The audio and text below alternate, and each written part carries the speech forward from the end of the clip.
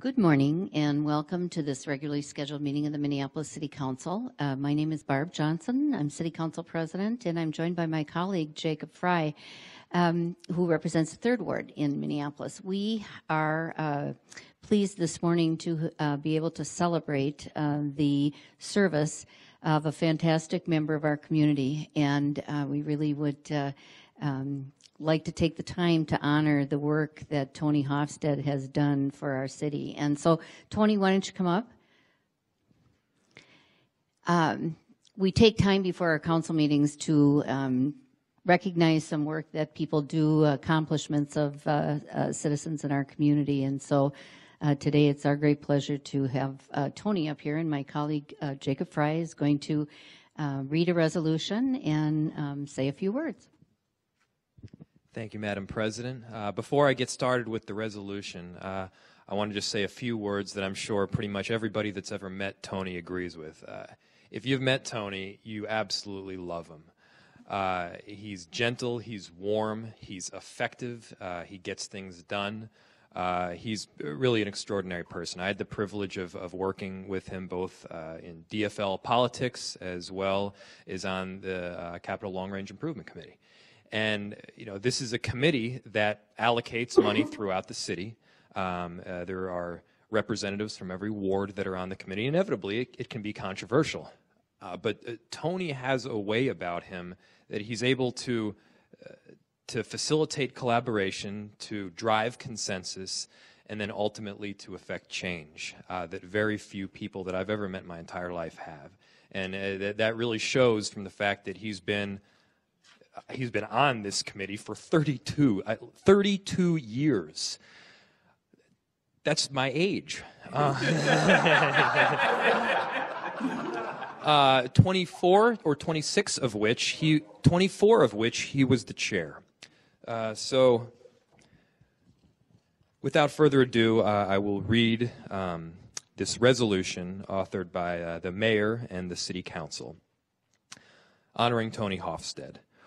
Whereas Tony Hofstede, a lifelong resident and a 30-year Minneapolis business owner, married his high school sweetheart, Diane, a person who shares his values and commitment, and whereas Tony's core values were fundamental to the Hofstede family, the entire Hofstede family has shared a commitment to critical social issues, workers' and women's rights, and civic engagement, from his father, Albert Sr.'s influence and role in organizing for fair wages and workers' rights in the 1930s, to his brother, Al Hofstede Jr.'s leadership as the mayor of Minneapolis and 3rd Ward city council member, to brother Father John, sisters Carol and Mary, and his wife Diane's role as an 8-year Minneapolis 3rd Ward City Council member and 20-year City of Minneapolis Library Board trustee. And whereas Tony was appointed to the City Capital Long Range Improvement Committee, CLIC, by 3rd Ward City Council Alderman Richard Dick Miller in 1983, and whereas in 1990 Hofstede was elected to serve as the chair of CLIC, and whereas he has served on CLIC for 32 years, with 24 of them as chair of the committee, by far CLIC's longest serving member. And whereas Tony has demonstrated an unwavering commitment to community engagement through CLIC by leading by example and ensuring every committee member's voice could be heard.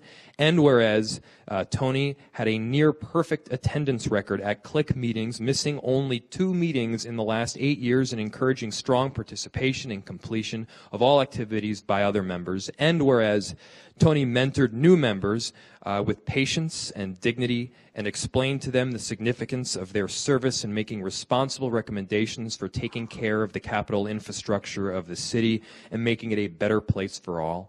And whereas Tony served as an ambassador for CLIC and for the city of Minneapolis and encouraged members to think about the entire city and its residents by showing concern for the cost of services in terms of property tax and utility rate implications. And whereas Tony led CLIC with distinction, he fostered an environment of respect and learning and candor, and most especially humor, which made serving an enjoyable experience for all, and all will agree that he will be greatly missed.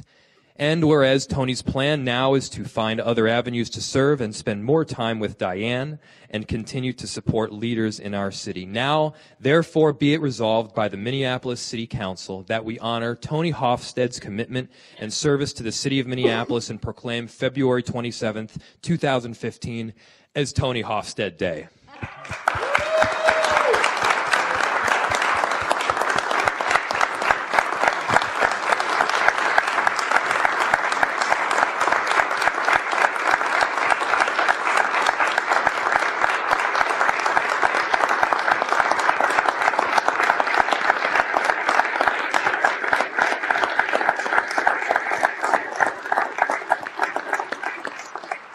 Thank you all. I thank you for this special recognition. It is an honor, and I hope I can get through this because it's just, I'm just very proud that I could do this, but I'm very proud also of my family, my wife, Diane, my brother John, who's here today. I'm proud of all the members I get to serve with that are all here, that brought a diversity of experience, education, cooperation most of the time.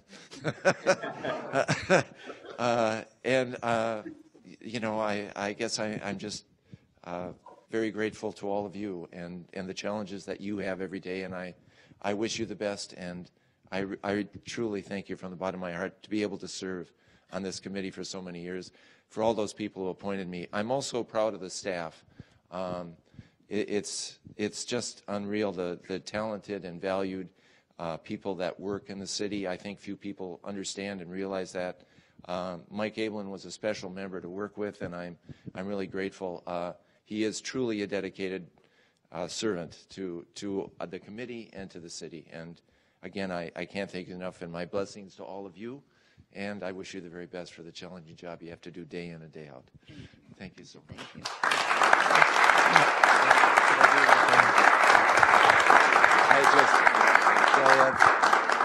Diane, just we need John.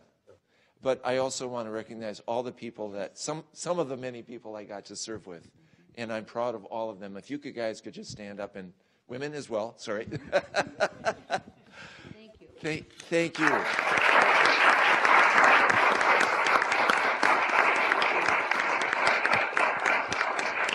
They all make this work. I just want to mention one thing one time, and I remember visiting with Tony, and he came to me about water and our investment in our water plants, and just with concerns about the expensive propositions that, you know, the plan that we had. And we ended up scaling back our investment in our water utility, and it was the right thing to do. And it was challenging, you know, it was really challenging to do that. But your good advice kept us, I think, in a really good place. And in the end, you know, you were absolutely proven correct that we didn't need that much capacity. And so those are the kind of things, you know, we really take these the advice of the Capital Long Range Improvements Committee so seriously, and because we know that you spend so much time making those decisions. And so we respect the work that you do, and your leadership, I know, is going to be very, very much missed on that committee. So thank you again for so few people in our community have dedicated as many years. When I think of Dick Miller was your first appointment, I was a kid when that happened. But anyway, so thank you again. So was thank I. you. Yeah, right. So thank you very, very much. Good to see you, Diane. Good to see you, Father John. Thank you. Thank you.